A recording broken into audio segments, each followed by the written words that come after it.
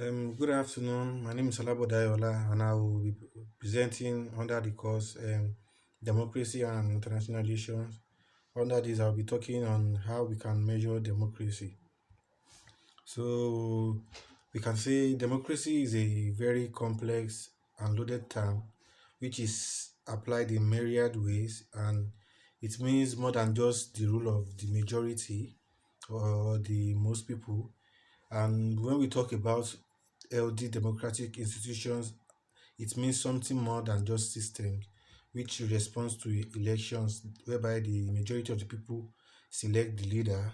And so we can say we measure democracy in by these four principles, which are commonly referred to as equity, accountability, transparency, and participation, which in terms of their meaning to democracy, we can say equity is the concept of justice and fairness that is applied between the society and individuals, i- which also includes the equal distribution of wealth, opportunities, and rights and privileges among individuals. Accountability means in under democracy, we can say accountability in a democratic way means citizens delegate the power to choose their leaders through periodic elections. Like in Nigeria, elections holds every 4 years. I think the same as the United States, and those elected they have responsibilities to the citizens that have elected them, which such as to upload their values and held account for what they do. On the other hand, transparency means citizens have the access to information about what the government is doing, about what is going on in the country, and they are more able to hold the government reliable to account for anything that is going on in the country. Participation means not only to possess opportunity to vote, but it also means to actively be engaged in activities of the country, like engaged citizens. They have faith in system and they see meaning in becoming engaged. And all these concepts are commonly associated with a healthy democracy. And as ways of thinking, what democracy means, we can say Rapid Asia they wanted to develop political tools to visualize and measure democracy, which applies to the principle above, which are equity, accountability, transparency, and participation.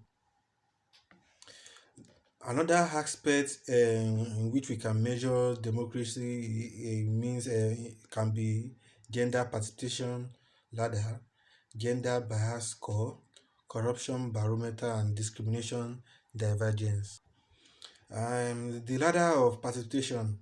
This concept is sometimes called academic literature because it depicts the extent at which individuals can be involved in local governance, which ranges from being involved about decisions that were already made without them, or to being the leaders of new initiative.